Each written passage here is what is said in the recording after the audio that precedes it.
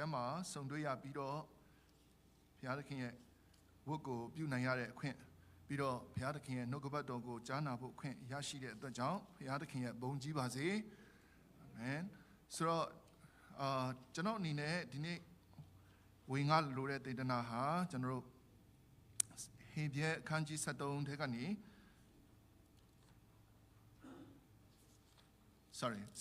28ကနေကျွန်တော်စကြမှာဖြစ်ပါတယ်စပြီးတော့ဗနာမကျမ်းအနေနဲ့ကျွန်တော်ဖတ်မှာဖြစ်ပါတယ်ဆိုတော့ဟေဘရဲအခန်းကြီး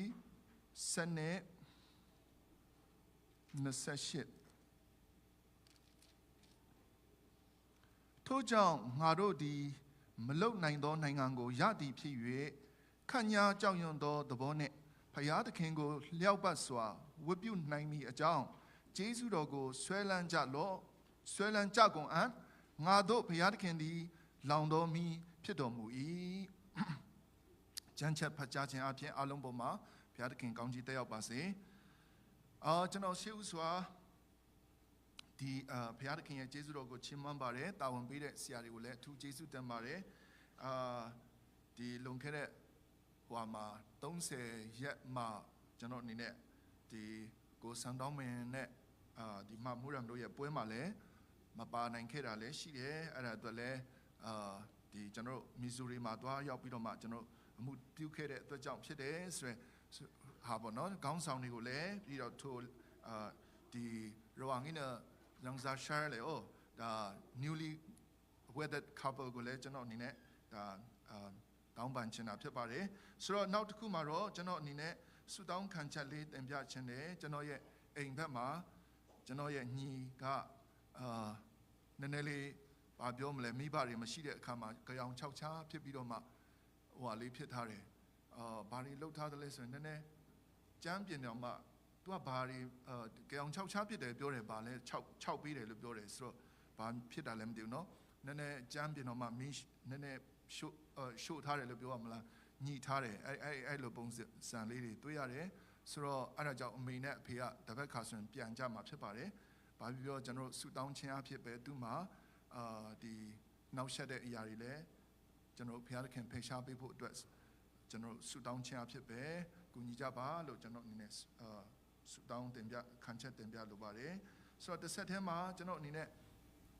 ဒီတန်းတော်မှာညီကိုမောင်နှမများအားလုံးကျွန်တော်တို့ဒီလိုတနင်္ဂနွေမှာဒါမကဘဲနဲ့မိမိရဲ့အသက်တာနေ့တိုင်းမှာပေါ့နော်ဘုရားသခင်၌ကျွန်တော်ယုံကြည်ခြင်းအမြဲတမ်းအားကြီးပြီးတော့မှကြိုးစားကြတယ်အလုပ်တွေရှုပ်တယ်တစ်ဖက်မှာအမျိုးမျိုးရှုပ်တဲ့အထဲမှာနော်ဒီလိုပဲဘုရားကိုလည်းကျွန်တော်မမေ့ဘဲနဲ့အတူတကွခြိတက်ရတဲ့အတွက်ကြောင့်တကယ်လဲဝမ်းသာတယ်တကယ်လဲဂုဏ်ယူမိပါတယ်ကျွန်တော်တို့ဒီလိုခက်ခဲတဲ့နိုင်ငံမှာအလုပ်များတဲ့နိုင်ငံမှာဒီလို freedom တွေအများကြီးဖြစ်တဲ့နိုင်ငံမှာเนาะတချို့ကတော့ရောရဲဖြစ်လာတယ်ဒါပေမဲ့ကျွန်တော်တို့မြန်မာပြည်ကလာတဲ့ကျွန်တော်ရဲ့ဒီမြန်မာပြည်ကအမျိုးတွေအသင်းတော်တွေเนาะဒီမှာTexas မှာတာမကပဲနဲ့ကျွန်တော်တနိုင်ငံလုံးမှာရှိတယ်ဆိုတော့အများကြီးကျွန်တော်ယုံကြည်ခြင်းမှာပို့ပြီးတော့မှစူးစမ်းကြတယ်အားယူပြီးတော့မှအမြဲတမ်းစူးစမ်းကြတဲ့အတွက်ကြောင့်ကျွန်တော်အများကြီးခွန်အားရပါတယ်ဆိုတော့ကျွန်တော်တို့ဒီRCCC အသင်းတော်မှာလည်းကျွန်တော်တနစ်ပါလာခဲ့ပြီးဆိုတော့အရန်ခွန်အားရတဲ့အသင်းတော်ဖြစ်တယ်ဆိုတဲ့အရာပေါ့နော်ဒါပေမဲ့ကျွန်တော်မကြာခဏပြောတဲ့အတိုင်းပဲအားပေးတဲ့အခါမှာကြာရင်တစ်ခါတလေကြာရင်ကျွန်တော်ဒီဘာပြောမလဲတမန်ကျမ်းစာကကျွန်တော်တို့ကိုဘယ်လိုဖော်ပြတယ်ဆိုတော့ကိုပြောပြီးတော့ကျွန်တော်အားပေးရတာဖြစ်တဲ့အတွက်ကြောင့်အားလုံးနားလည်ပေးစီချင်ပါတယ်ဆိုတော့ဒီနေ့မှာကျွန်တော်ဟေဘရဲအခန်းကြီး28ကနေဆက်ပြီးတော့ကျွန်တော်အားပေးချင်ပါတယ်နံပါတ်1တစ်ခုကတော့ကျွန်တော်ပြောမယ်ဆိုရင်ဝတ်ပြုကိုးကွယ်ခြင်းဟာခရိယန်တက်တာမှာအရေးကြီးဆုံးတော့အလုပ်ဖြစ်တယ်ဆိုတဲ့အရာပေါ့နော်ကျွန်တော်ဒီညမှာအားလုံးတည်ပြီးသားဖြစ်ပါတယ်အဲ့တော့ဘုရားသခင်ရှေ့တော်မှောက်မှာကျွန်တော်ဝတ်ပြုတဲ့အခါမှာတတိထားဆင်ခြင်ဖို့လိုတယ်ချင်းကပ်ဖို့လိုတယ်ဆိုတဲ့အရာလေးကိုကျွန်တော်အားပေးချင်တယ်ဆိုတော့ဒီနေ့ခေါင်းစဉ်ကတော့ဝတ်ပြုကိုးကွယ်ခြင်း၌ဆင်ခြင်စရာများဆိုတဲ့ခေါင်းစဉ်နဲ့ကျွန်တော်အနေနဲ့နည်းနည်းလေးအားပေးချင်တာဖြစ်ပါတယ်နံပါတ်1ကတော့ရှေ့သွားမှာမလို့เนาะကျွန်တော်အမြန်ဆုံးပြောပါမယ်ခန့်ညာကျွန်တော်ကျမ်းချက်ထဲမှာတွေ့ရတဲ့အတိုင်းပဲခန့်ညာကြောက်ရွံ့သောသဘောနဲ့ကိုးကွယ်ရမည်ဆိုတဲ့အရာကိုကျွန်တော် ဖော်ပြလိုပါတယ်ဒါကတော့ဟေဘရဲခန်းကြီး7နဲ့အငယ်28မှာကျွန်တော်တို့ဖတ်ကြားပြီးတဲ့အထက်မှာပါရှိတဲ့အရာဖြစ်ပါတယ်ကျမ်းစကားမှာပါရှိတဲ့အတွက်ကြောင့်ကျမ်းစကားအတိုင်းကျွန်တော်ပြန်ပြီးတော့ကောက်ယူခြင်းဖြစ်တယ်ခန့်ညာကြောက်ရွံ့ခြင်းတဘောနဲ့ဘုရားသခင်ကိုလျောက်ပတ်စွာဝတ်ပြုနိုင်မည်အကြောင်းလိုပါတဲ့အတွက်ကြောင့်ဆိုတော့အဲ့ဒီလိုကိုးကွယ်ရမယ်ဆိုတာကိုကျွန်တော်ဆင်ခြင်ဖို့လိုပါတယ်ဆိုတဲ့အရာပထမတစ်ချက်ပြောချင်တာဖြစ်ပါတယ်ဆိုတော့ခန့်ညာကြောက်ရွံ့ခြင်းဆိုတာက sorry ဒီနေရာမှာဟုတ်တယ်နော်ခန့်ညာကြောက်ရွံ့ခြင်းတဘောလို့ပြောတာကအင်္ဂလိပ်လိုပြန်ကြည့်တဲ့အခါမှာဒီနေရာမှာ with reverence and awe ဆိုပြီးတော့မှဖော်ပြထားတယ်ဆိုတော့ reverence ဆိုတာကကြီးညိုခြင်းကိုပြောတာဖြစ်ပါတယ် awe ဆိုတာကြတော့ကြောက်လေးစားအံ့ဩခြင်းမျိုးပေါ့နော်လေးစားအံ့ဩခြင်းမျိုးကိုလေးစားတယ်ကြောက်ရွံ့တယ်အံ့ဩတယ်ပေါ့နော်စတဲ့သဘောမျိုးကိုကျွန်တော်တွေ့ရမှာဖြစ်ပါတယ်ဆိုတော့ကျွန်တော်ဘုရားသခင်ရဲ့မျက်မှောက်တော်လာတဲ့အခါမှာဝတ်ပြုကိုးကွယ်တဲ့အခါမှာအဲ့ဒီလိုနဲ့ကျွန်တော်ကပြုကိုးကွယ်ဖို့လိုအပ်တယ်ဆိုတဲ့အရာကိုကျွန်တော်နားလည်ရရှိတယ်ဟေရှာယကျမ်းအခန်းကြီး6ငယ်1နဲ့3ထဲမှာဆိုလို့ရှိရင်ဒီမှာလဲကျွန်တော်အားလုံးကျမ်းချက်ရထားသလားကျွန်တော်မပေးထားဘူးထင်တယ်နော်ဟုတ်ပြီမပေးထားဘူးဆိုရင်ဟေရှာယအခန်းကြီး6အငယ်1နဲ့3မှာတော့ကျွန်တော်မကြာခဏပြောတဲ့နေရာဖြစ်ပါတယ်ဖခင်သခင်ရဲ့မျက်မှောက်တော်မှာဝတ်ပြုနေတဲ့ကိုးကွယ်နေတဲ့ကိုးကွယ်နေတဲ့ကောင်းကင်တမန်တွေအကြောင်းကိုဖော်ပြတယ်အဲ့ဒီထဲမှာနော်နော်ဆရာပရင်ဆိုတဲ့ကောင်းကင်တမန်တွေကဖခင်သခင်ကိုဝတ်ပြုနေကြောင်းတွေ့ရတယ်ဆိုတော့သူတို့ကောင်းကင်တမန်တွေကဘာတွေရှိသလဲဆိုရင်အတောင်6ခုရှိတယ်တဲ့အတောင်6နှစ်ခုကခြေကိုဖုံးတယ်နှစ်ခုကမျက်နှာကိုဖုံးတယ်နှစ်ခုကပြန်တန်းတယ်ဆိုတဲ့အဲ့ဒီလိုပုံဆိုတော့သူတို့ဝတ်ပြုတဲ့အခါမှာဘာပြောလဲဆိုရင်တန်ရှင်းတော်ဤထာဝရဘုရားသခင်သည်တန်ရှင်းတော်မူ၏ထာဝရဘုရားသည်တန်ရှင်းတော်မူ၏တန်ရှင်းတော်မူ၏တန်ရှင်းတော်မူ၏လို့ကျွန်တော်တို့အဲ့ဒီလိုကြွေးကြော်ကြတယ်ဆိုတဲ့အရာကိုခေါင်းငင်ပုံရဲ့ဝတ်ပြုကိုးကွယ်ခြင်းပုံစံမျိုးဒီဘုရားသခင်ရဲ့မျက်မှောက်တော်မှာဝတ်ပြုကိုးကွယ်ခြင်းပုံစံမျိုးကိုတွေ့ရတယ်ဆိုတော့ကြောက်ရွံ့တဲ့သဘောကိုအဲ့ဒီထဲမှာတွေ့ရတယ်ကာကွယ်ထားတယ်ဆိုတာကဘုရားသခင်ဟာတကယ့်ကိုဘုံအတည်ရှိတဲ့ဘုံထင်ဘာလဲရောင်တောက်ပါတဲ့ဘုရားဖြစ်တယ်အဲ့ဒီအခါမှာမျက်နှာကိုကွယ်ရတယ်အဲ့ဒီအခါမှာခြေကလည်းသူတို့နော်ဘုရားရှင်ရှိတော်မှာဆိုရင်ကျွန်တော်နှိမ့်ချတဲ့သဘောအနေနဲ့ခြေကိုကာကွယ်ထားတယ်ဆိုတာအဲ့ဒီလိုတွေ့ရတာဖြစ်ပါတယ်ဆိုတော့အဲ့ဒါကတော့ခေါင်းကင်မှာဖြစ်ပျက်နေတဲ့ဘုရားသခင်ရှိတော်မှာဝတ်ပြုခြင်းသဘောဒီဘလိုပုံစံနဲ့ကြောက်ရွံ့ခံရတယ်လဲဆိုတာကျွန်တော်တွေ့နေရတာဖြစ်ပါတယ်နောက်တစ်ခုကတော့ကျွန်တော်ဒီမောရှေထွတ်မြောက်ရာကျမ်းထဲမှာမောရှေကနေစပြီးတော့မှကျွန်တော်ဘုရားသခင်ကပညတ်တော်ပေးလာတဲ့အခါမှာဒါပေမဲ့အဲ့ဒီပညတ်တော်ထဲမှာဘာလုပ်ဖို့ပြောတယ်လဲဆိုရင်တဲတော်လုပ်ဖို့ပြောတယ်တဲတော်ထဲမှာနောက်ဆုံးမှာဆိုရင်အတန်ရှင်းဆုံးခန်းရှိတယ်အတန်ရှင်းဆုံးခန်းမှာဆိုရင်ဒီဂယုဏပလင်ဆိုတာရှိတယ်ဆိုတော့အဲ့ဒီလိုအဲ့ဒီဂယုဏပလင်မှာဆိုရင်ဘုရားသခင်ကမောရှေနဲ့စကားပြောတဲ့နေရာဖြစ်ပါတယ်ဆိုတော့အဲ့ဒီလိုစကားပြောတဲ့နေရာရောက်ဖို့အတွက်ဆိုရင်လူတိုင်းမသွားဘူးလူတိုင်းမသွားဘဲနဲ့မောရှေရှိတော့မှဆိုရင်မောရှေတယောက်မောရှေသွားခဲ့တယ်ဒါပေမဲ့မောရှေနောက်ပိုင်းမှာဆိုရင်အာရုံသွားတယ်နောက်ပြီးရင်သူ့ရဲ့သားစဉ်မြေးဆက်မှာဒီယေဘရဟိတ်အကြီးပဲသွားလို့ရတယ်တနေ့မှတစ်ခါပဲနောက်ပိုင်းကျရင်သွားတယ်ဆိုတော့မောရှေတုန်းကတော့လိုအပ်တယ်လို့သွားတယ်ဆိုတော့ဖခင်နဲ့စကားပြောတယ်ဆိုတော့ဘယ်လောက်ထိဖခင်သခင်ရဲ့မျက်မှောက်တော်ဟာအံ့ဩဖွယ်နေရလဲဘယ်လောက်ထိကြောက်ရွံ့ဖွယ်ကောင်းတဲ့နေရလဲဆိုလို့ရှိရင်မောရှေတော်မှလူတွေအားလုံးတော်မှမသွားနိုင်ခဲ့ဘူးယေဘရဟိတ်အားလုံးတော်မှမသွားနိုင်ခဲ့ဘူးပထမမှာမောရှေပဲသွားတယ်ဒုတိယနောက်ပိုင်းဆိုရင်ယေဘရဟိတ်အကြီးသွားတယ်အာရုန်နဲ့တခြားသူ့ရဲ့သားစဉ်မြေးဆက်သွားတယ်ဆိုတော့အဲ့ဒီလိုအရန်ကြောက်ရွံ့ရတဲ့နေရာဖြစ်ပါတယ်ဆိုတော့မောရှေနဲ့ဘုရားသခင်နဲ့တိနာတောင်ပေါ်မှာတွေ့ပြီးတဲ့အခါမှာပြန်လာတော့မောရှေရဲ့မျက်နှာကရောင်နေတော့ပြီးတော့မှလူတွေကသူ့ကိုမမြင်နိုင်ကြည့်ရခဲ့တယ်တခါတည်းသူလူတွေဣသရေလလူမျိုးတွေသူ့ရှေ့မှာဘုံလဲတယ်အဲ့ဒီအဆင့်ထိရှိတယ်ဆိုတော့ဒါဘုရားသခင်ရဲ့မျက်မှောက်တော်ဟာအဲ့ဒီလောက်ကိုဓမ္မဟောင်းမှာကြောက်ရွံ့ဖို့ကောင်းတဲ့အရာဖြစ်ပါတယ်ဆိုတော့တော်ယုံလည်းမချင်းကပ်ကြဘူးပေါ့နော်ဘုရားသခင်ခွင့်ပေးမှချင်းကပ်တာဖြစ်တယ်ဆိုတော့ထွတ်မြောက်ရာကျမ်းအခန်းကြီး20အငယ်34ကိုလည်းအခန်းကြီး40အငယ်34ကိုလည်းကျွန်တော်ဖတ်ချင်ပါတယ်ဒီနေရာမှာကျမ်းချက်မပေးထားဘူးကျွန်တော်ဒီကနေပဲဖတ်ပါမယ်ထိုအခါမောတိန်ဒီပရိသတ်စုဝေးရတဲတော်ကိုလွမ်းမိုး၍ဘုရားသခင်ဘုန်းတော်ဒီတဲတော်ကိုဖြစ်လေ၏35ထိုတို့မောတိန်ဒီ ဗိဒ္ဓစုဝေးရတဲတော်ပုံ၌နေသောကြောင့်မောရှေသည်ထိုအတဲတို့မဝင်ရထာဝရဘုရား၏ဘုန်းတော်သည်တဲတော်ကိုဖြည့်လက်နေ၏ကဲဘုရားသခင်ရဲ့ဘုန်းတော်တဲတော်ကိုဖြည့်တဲ့အခါမှာဘုန်းတော်မလာခင်မှာဒီမှာဒီမိုးတိမ်ကလွမ်းသွားတယ်တဲ့တဲတော်ကိုမောရှေဝင်နေကြတဲတော်ဒါပေမဲ့မိုးတိမ်ဘုရားသခင်စေလွတ်တဲ့တိမ်ကလွမ်းသွားတဲ့အခါမှာမိုးတိမ်ကလွမ်းသွားတဲ့အခါမှာမောရှေတော်မဝင်နိုင်ဘူးမောရှေတော်မဝင်ရဘူးလို့ပြောတယ်အဲ့ဒီလောက်ကြောက်စရာကောင်းတဲ့နေရာဖြစ်ပါတယ်တိုးတော့အဲ့ဒီနေရာကဒီနေ့ဘယ်နေရာလဲဆိုရင်ဒီလိုဘုရားသခင်ကိုဝတ်ပြုကိုးကွယ်တဲ့နေရာဖြစ်နေတယ်ဆိုတာကိုကျွန်တော်တို့အားလုံ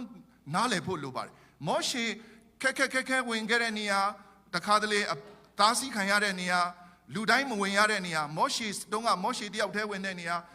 ာအာဗြုန်တုန်းကအာရွန်တယောက်ပဲဝင်တဲ့နေရာဂျန်နဲ့သူတားဆင်မြေးဆက်မှာယေဘရဟိအကြီးတယောက်တည်းဝင်တဲ့နေရာအဲ့ဒီလောက်အနည်းဆုံးနေရာဘုရားသခင်နဲ့စကားပြောတဲ့ဂယုဏပလင်ရှိဂယုဏပလင်ဟာဒီကနေ့ကျွန်တော်တို့စီမှာရောက်လာတာဖြစ်တယ်ကျွန်တော်တို့ကဂယုဏပလင်မှာချင်းကပ်နေတာဖြစ်ပါတယ်အဲ့ဒီလောက်ဘုရားရှိမောက်မှာတိုက်ရိုက်ကြီးဖြစ်နေတာဖြစ်တယ်ဆိုတဲ့အရာပေါ့နော်ကျွန်တော်တို့အားလုံးနားလည်ရဖို့လိုအပ်တာဖြစ်ပါတယ်ဆိုတော့ဒီဟွာမှာလဲသုံးသမရာဆိုရင်အခန်းကြီး8အငယ်30နဲ့17မှာလဲကျွန်တော်တို့နည်းနည်းဖတ်ရအောင်သုံးသမရာဆိုရင်ခန်းကြီး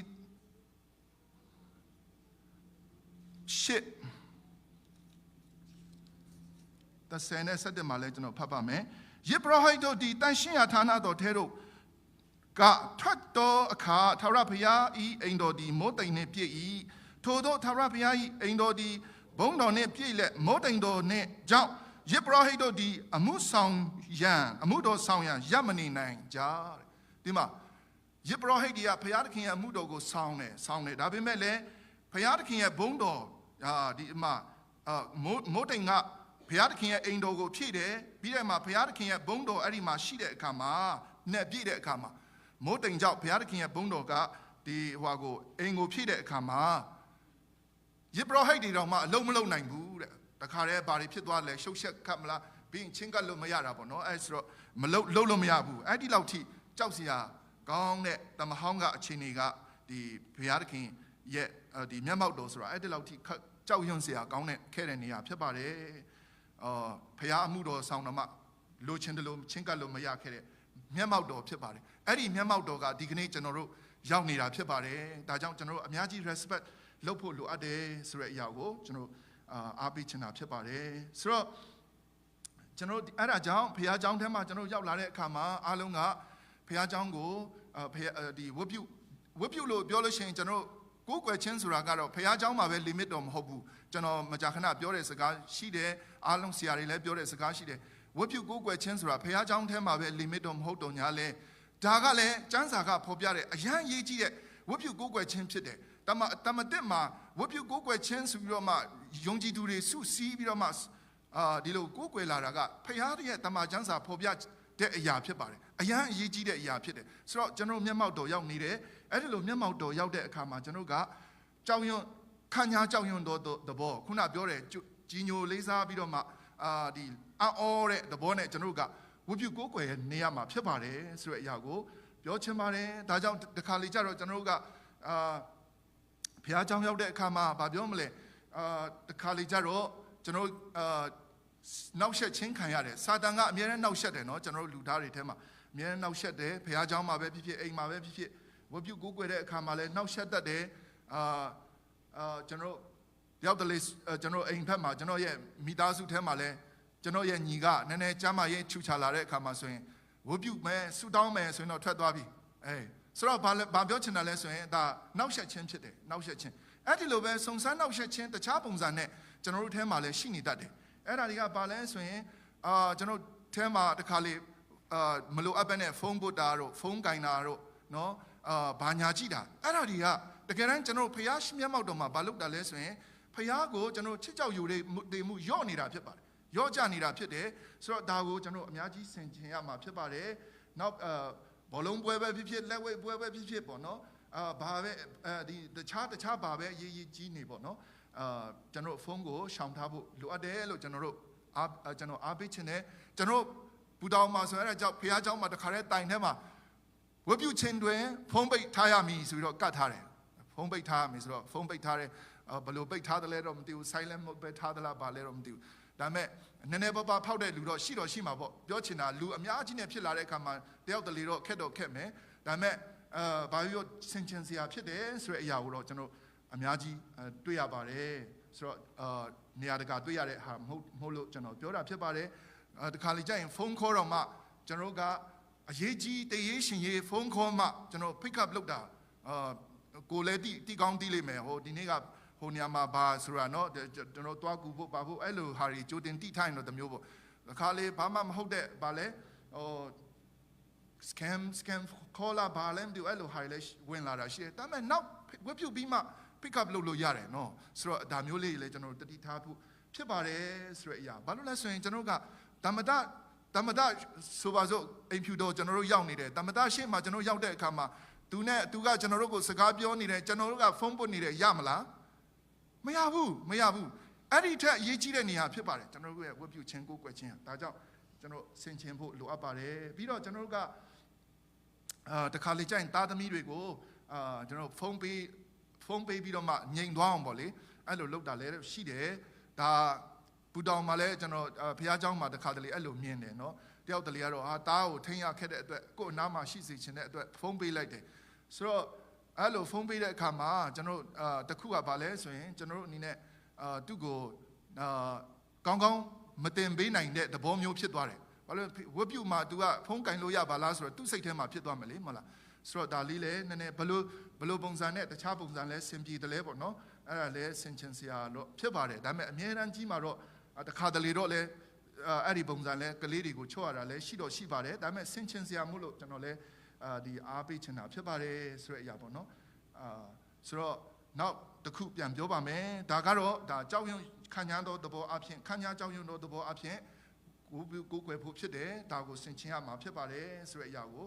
အားပေးချင်တာဖြစ်ပါတယ်ဒုတိယတစ်ချက်ကတော့နှုတ်ကပတ်တော်အတိုင်းကျွန်တော်ကိုယ်ကွယ်ရဲ့လားဆိုတဲ့အရာကိုလည်းဆင်ခြင်ဖို့လိုပါတယ်ဆိုတော့နှုတ်ကပတ်တော်အတိုင်းကိုယ်ကွယ်ရဲ့လားဆိုတဲ့အရာဒါကတော့ရှင်ယာကုပ်ခန်းကြီးတဲ့အငယ်22ကိုလည်းကျွန်တော်ပြန်ဖတ်မှာဖြစ်ပါတယ်မကြာခဏဖတ်တဲ့ကျမ်းချက်တစ်ချက်ဖြစ်ပါတယ်ရှင်ယာကုပ်ခန်းကြီးတဲ့အငယ်22ကိုလက်ဖြားကိုလက်ဖြားခြင်းလက်ဖြား၍နှုတ်ကပတ်တော်ကိုနာယုံမြတာပြုတော်သူမဟုတ်တရားကိုကျင့်တော်သူဖြစ်ကြလောဒီမှာကိုလက်ဖြားတယ်ဘယ်လိုပုံစံနဲ့လက်ဖြားတယ်လဲဆိုတော့နှုတ်ကပတ်တော်ကိုနာယုံပဲနာပြီးတော့မှတရားကိုကျင့်တော်သူအဲ့ဒီလို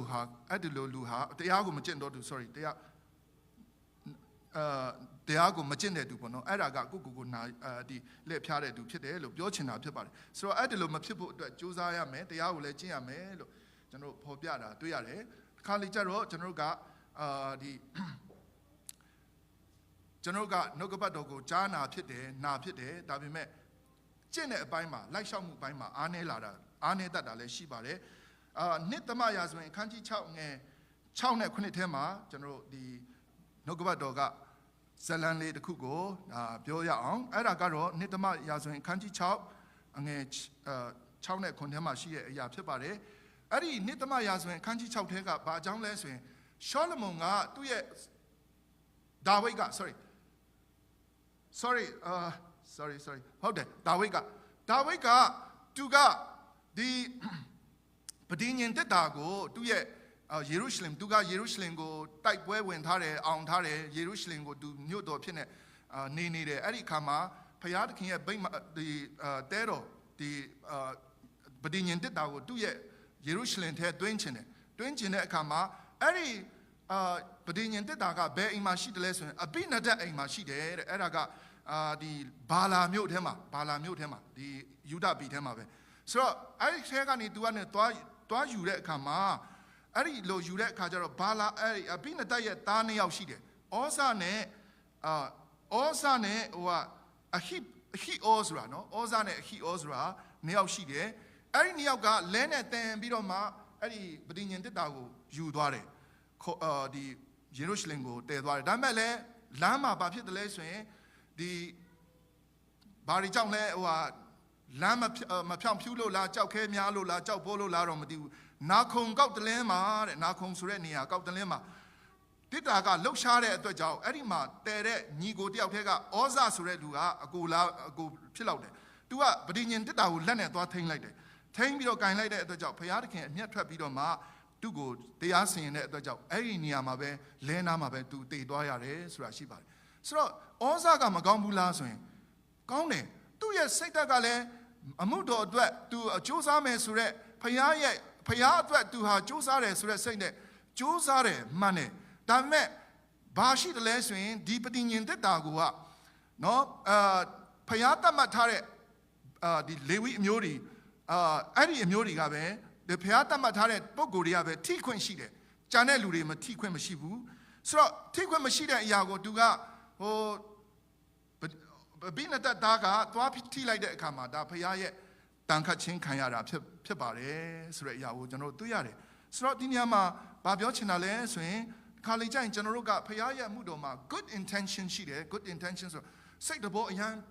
ဖြောင့်ဖြူးတယ်ကောင်းမွန်တယ်ဘုရားမှုတော်ပဲငါကြိုးစားမယ်ဆိုပြီးပုံစံအနေနဲ့ဘုရားမှုတော်မှာကြိုးစားမယ်ဆိုရက်ဘုရားကြောင့်တက်ဖို့လဲငါကြိုးစားမယ် good intention တော့ရှိတယ်ဒါပေမဲ့အဲ့ဒီနှုတ်ကပတ်တော်ကပေးတဲ့တရားကျွန်တော်ကြားနာတဲ့တရားကိုကျွန်တော်လိုက်ရှောက်နေရလားဆိုတာကလည်းအရေးကြီးတယ်เนาะအရေးကြီးတယ်အဲ့ဒါကိုလည်းကျွန်တော်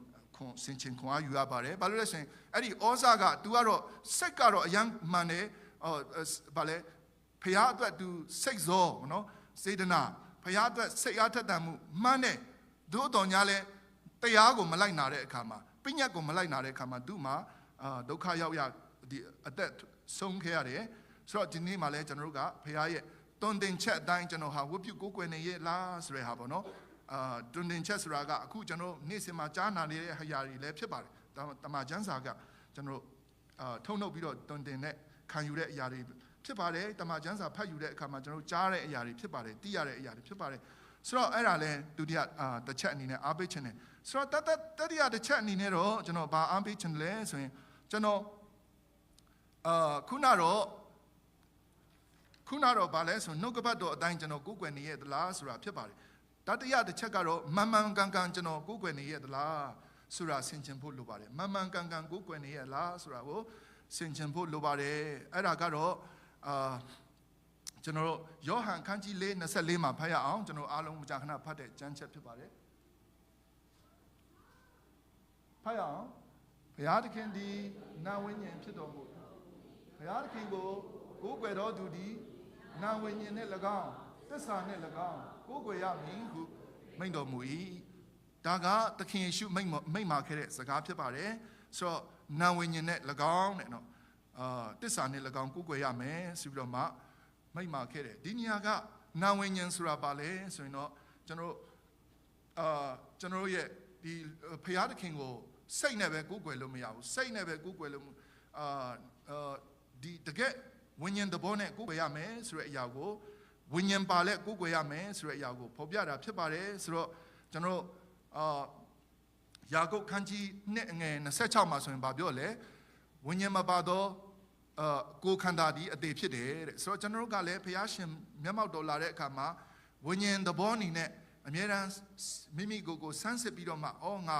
စိတ်ထားကိုမှန်ရသလားပေါ့နော်အဲ့ဒီမှာကျွန်တော်ဆန်းစစ်ပြီးတော့မှကိုယ်ကွယ်နေဖို့လိုပါတယ်ဆိုတဲ့အရာကိုအားပေးခြင်းနဲ့ဆိုတော့မဿဲအခန်းကြီး15:8မှာလည်းကျွန်တော်ဖတ်ရအောင်မဿဲအခန်းကြီး15:8လူတို့စီရင်တော်ဘုရားတို့ကိုတွင်တင်၍အားနဲ့နိဥပဒေတာပေးတဲ့ပင်ငါ့ကိုအချင်းကြီးကိုယ်ကွယ်ကြ၏နောက်ဖြစ်လက်တော်အရာကိုရောက်ပတ်စွာဟောခဲ့ပြီဆိုတော့ဒီနေရာမှာကြည့်တဲ့အခါမှာလည်းသခင်ယေရှုမိန့်မာတဲ့စကားဖြစ်ပါတယ်ဒါကတော့တမန်ဟောင်းကဒါဟေရှာယကျမ်းထဲကစကားကိုပြန်ပြီးတော့မှကောက်ယူထားတယ်ဆိုတော့ပါလေဒီမှာပြောတာကကျွန်တော်တို့အနေနဲ့အချင်းကြီးကိုယ်ကွယ်ကြ၏ဆိုရက်ငါ့ကိုအချင်းကြီးကိုယ်ကွယ်ကြ၏ဒါမဲ့ဟိုမှာလေလူတွင်တင်တဲ့ဟာဆိုရက်စကားလည်းရှိတယ်နော်လူချမှတ်တဲ့နိဗ္ဗုဒိတာဆိုတဲ့အရာတွေလည်းရှိတယ်ဆိုတော့အချင်းကြီးကိုယ်ကွယ်မှုဆိုတာလည်းပြန်တယ်ဆိုတာလည်းဆင်ခြင်စရာပေါ့အဲ့ဒါကဘာလဲဆိုရင်အတင်းတော်တစ်ခုလုံးနေနဲ့လည်းစဉ်းစားစရာအချင်းကြီးကိုယ်ကွယ်မှုဆိုတာလည်းမဖြစ်ဖို့အတွက်စဉ်းစားစရာရှိတယ်လို့တခါလေကျတော့ကျွန်တော်တို့ကအတင်းတော်တစ်ခုလုံးမဟုတ်ဘဲနဲ့ကိုယ်ကများသောအဖြစ်ကကိုယ်တိုင်ကိုဆင်ခြင်ဖို့လိုတယ်။ငါဘုရားသခင်ရှေ့မှာဝတ်ပြုနေတာ အချင်းကြီးများကိုယ်ကွယ်နေသလားပေါ့နော်စင်ချင်နေဖို့အမြဲတမ်းစင်ချင်နေဖို့လိုတယ်ဆိုတဲ့အရာကိုသိရပါတယ်ဆိုတော့အဲ့ဒါကတော့စိတ်ရင်းထဲကနေကျွန်တော်ချီးမွမ်းကိုယ်ကွယ်ခြင်းဖြစ်ရမှာဖြစ်ပါတယ်စိတ်ရင်းမှန်ကနေကိုယ်ကွယ်နေခြင်းဖြစ်ရမယ်ပြောရင်တော့အတွေးထဲကနေကိုချီးမွမ်းကိုယ်ကွယ်နေတဲ့သူဖြစ်နေရမှာဖြစ်ပါတယ်ဆိုတဲ့အရာပေါ့နော်နောက်တစ္ဆာဆိုတာတော့ကျွန်တော်တစ္ဆာဆိုတာကြတော့ဒါတစ္ဆာကမန်ကန်ကိုယ်ကွယ်တဲ့အထဲမှာ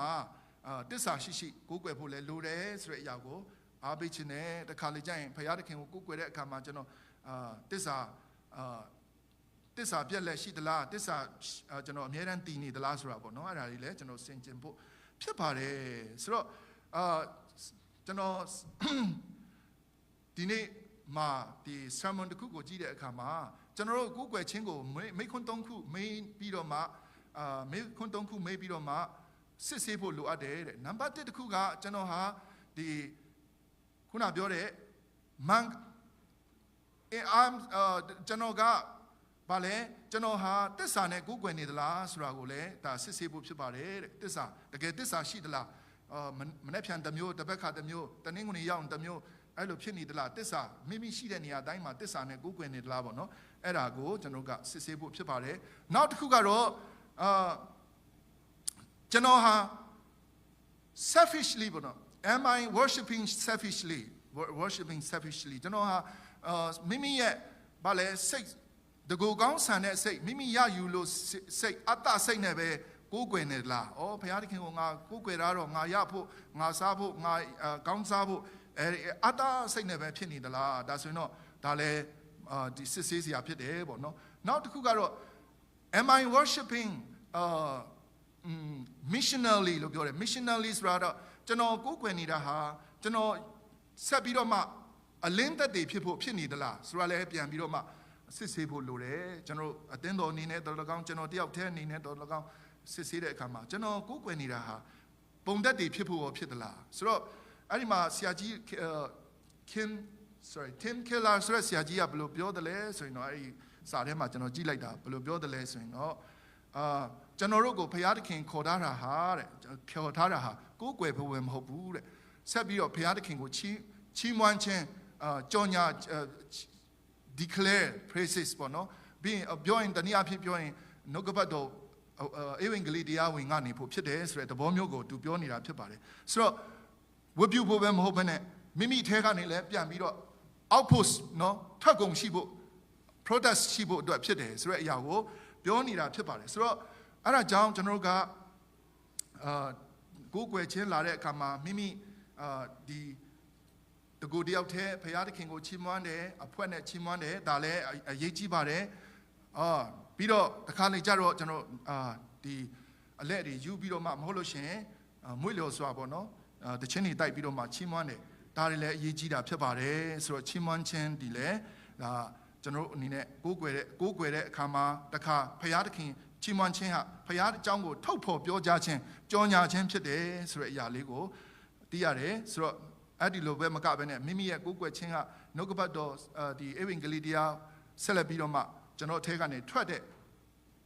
နေဖို့ပေါ့နော်သူများစီမှာရောက်ဖို့အတွက်အဲ့ဒီလိုရွယ်ချက်နဲ့လည်းကိုးကွယ်နေရမှာဖြစ်ပါတယ်ဒီအတွက်ဘုရားသခင်ကခေါ်ထားတယ်ဆိုတဲ့အရာပေါ့နော်ပြောနေတာလည်းဖြစ်ပါတယ်ဆိုတော့ယုံကြည်တော်သူမျိုးများဟာကျွန်တော် call out once လို့ကျွန်တော်ပြောပါတယ်စုဝေးထားတဲ့စုယုံထားတဲ့သူတွေဖြစ်ပါတယ်ဒါပေမဲ့စုယုံရတဲ့အကြောင်းရင်းကလောကကြီးကိုပြန်ပြီးစေလွတ်ဖို့ဖြစ်ပါတယ်ဆိုတော့send လောက်ခံရဖို့ဖြစ်တယ်ဆိုတော့ကျွန်တော်တို့ကိုးကွယ်ခြင်းဟာဒီလိုစုတယ်ဒါပေမဲ့လည်းအဲ့ဒီကိုးကွယ်ခြင်းကနေတခါကျွန်တော်တို့ရဲ့ထဲကနေအလင်းဖို့လောကကြီးကိုလင်းပေးဖို့ဖြစ်တယ်ဆိုတဲ့အရာပေါ့နော်အဲ့ဒါကိုကျွန်တော်တို့သိရပါတယ်ဆိုတော့ဒါဆိုရင်နောက်စတုတ္ထတစ်မျိုးကိုဆက်ပြီးတော့မှဆင်ခြင်ရအောင်ဝိပုကိုးကွယ်တဲ့အခါမှာအဝတ်စားပိုင်းမှာတွေကို အပြင်ပန်းတိုင်ပေါ့အဝတ်စားအပြင်ပန်းတိုင်ပိုင်းမှာအပြင်စင်ပိုင်းမှာလည်းဆင်ခြင်ရဖို့ရှိပါတယ်ဆိုတဲ့အရာကိုအားပေးခြင်းနဲ့ဒါကတော့ကျွန်တော်တို့ဒီမှာတော့ special ကောင်းကြတယ်အရန်ကြိုးစားကြတယ်အကောင်းဆုံးဝတ်ဆင်ကြတယ်ဒါအရန်ကောင်းပါတယ်ဒါပေမဲ့ကျွန်တော်အနေနဲ့ဒါပြောနေတဲ့အဆက်ဖြစ်တဲ့အတွက်ကြောင့်ဆက်လက်ပြီးတော့အားပေးခြင်းနဲ့ပို့ပြီးတော့ခွန်အားယူလို့ရအောင်ပေါ့နော်တမဟောင်းမှာဆိုရင်အဝတ်စားပိုင်းမှာတော်တော်လေးကို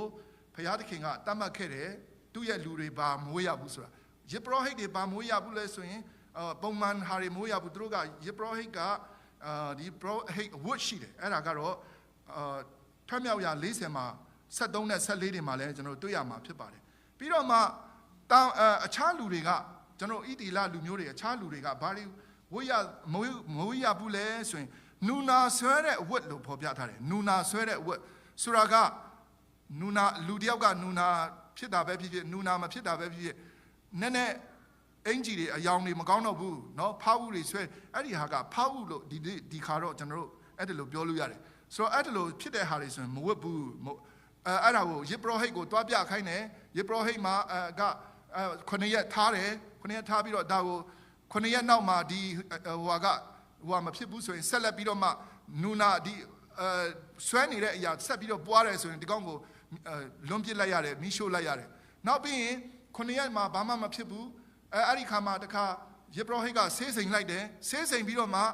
နောက်ထပ်9ရက်ဖြစ်တဲ့အခါမှာဒီအတိုင်းပြန်ကြံနေလို့ရှင်လဲမပွားရင်တော့မှဒီအတိုင်းပြန်ကြံပြီးတော့မှ stain ဖြစ်နေတယ်ဘာပြောမလဲဆွတ်နေတယ်ဆိုလို့ရှင်အဲ့ဒါကိုလည်းမိရှို့ဖျက်ဆီးလိုက်ရတာဖြစ်ပါတယ်ဆိုတော့အဲ့ဒါတွေမဝတ်ခိုင်းဘူးပေါ့ဒါတာမန်လူတွေတောင်အဲ့လိုမဝတ်ခိုင်းတာကျွန်တော်တွေ့ရတယ်ဆိုတော့တမဟောင်းမှာတော့ဘုရားသခင်ကအဝတ်စားနဲ့ပတ်သက်ပြီးတော့လေတော်လေးကိုဒီဣတိလလူမျိုးတွေကိုအဲ့ဒီလိုတတ်မှတ်ခဲ့တယ်ဆုပ်ပြက်ဝတ်လို့ရတာကတော့နူနာသမားတွေဖြစ်ပါတယ်အဲ့ဒါကတော့ဝတ်ပြုရခန်းကြီး73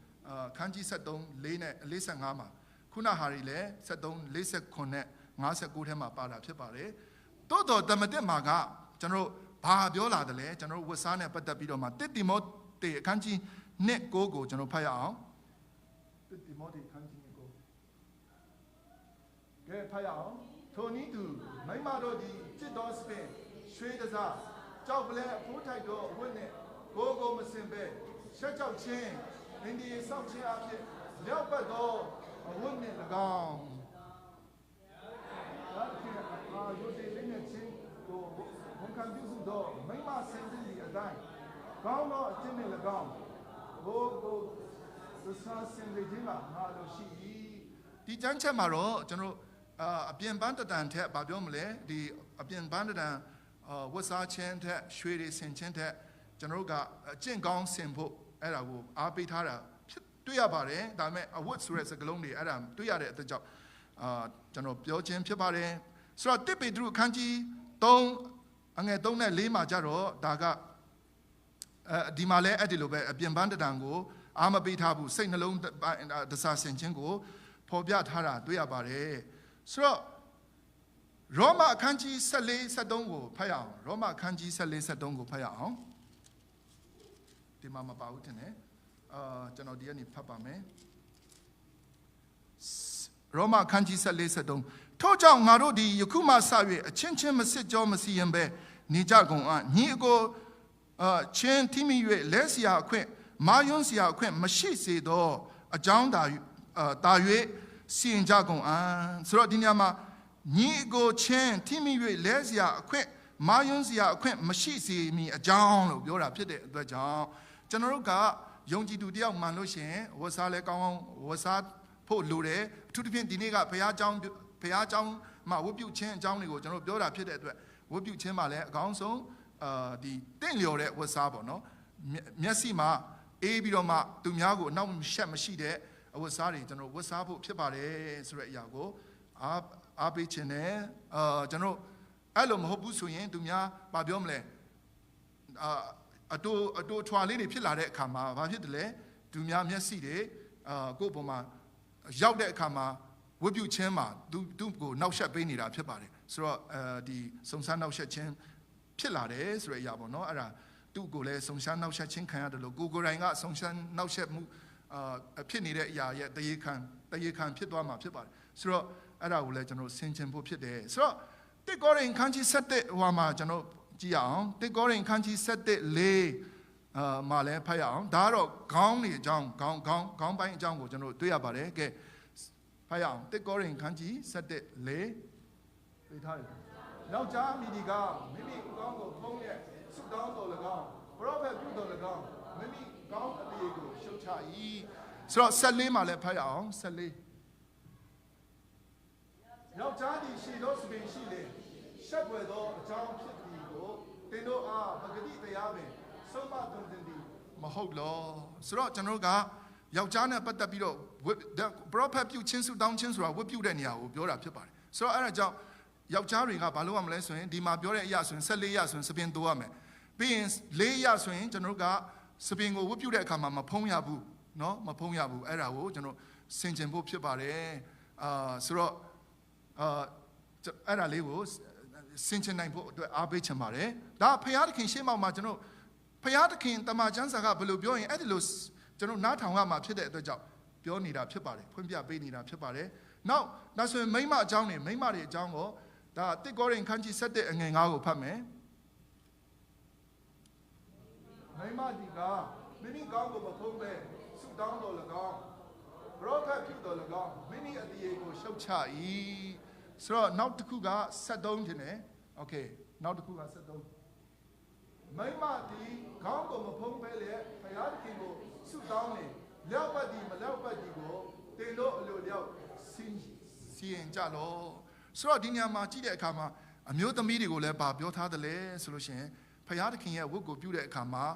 ခေါင်းပေါင်းရမယ်ခေါင်းကိုဖုံးရမယ်လို့ကျွန်တော်ဖော်ပြတယ်ဆိုတော့ဒီအရာနဲ့ပတ်သက်ပြီးတော့မှတော့အများကြီး argument ရှိတယ်ဒီ debate ဖြစ်တဲ့အရာဖြစ်ပါတယ် debate ဆိုတာเนาะအများအားအငင်းခုန်ဖြစ်တဲ့အရာဖြစ်တယ်တိုးတော့တချို့ကဒါကbalance sorry Greek culture ပါလို့ပြောတာရှိတယ်တချို့ကြတော့ယူဒဘာညာပေါ့เนาะဆိုတော့ဒါ Middle East အဲ့ဒီအရှေ့အလယ်ပိုင်းဒေသရဲ့ culture ပါလို့ပြောတာရှိတယ်ဆိုတော့အဲ့လိုအနေနဲ့ကျွန်တော်ကနှက်ဖွင့်ကြတဲ့အခါမှာကျွန်တော်တို့အနေနဲ့တိတ်ပြီးတော့မှမလိုဘူးပေါ့တိတ်ပြီးလိုက်နာစရာမလိုတာလည်းရှိတယ်တိုးတော့အဲ့ဒီလိုပဲကျွန်တော်တို့ကအဲ့ဒီလောက်နဲ့ပဲ limit လုပ်သလားဆိုရင်ကျမ်းစာကိုပြန်ကြည့်တဲ့အခါမှာအခန်းကြီး7အငယ်10ကိုဖတ်ရအောင်တစ်ကောရင်ဒီကနေဖတ်ပြီးမယ်နော်အဲ့ဒီမှာမပေးထားဘူးတစ်ကောရင်အခန်းကြီး7အငယ်10ကိုကျွန်တော်ဖတ်ပါမယ်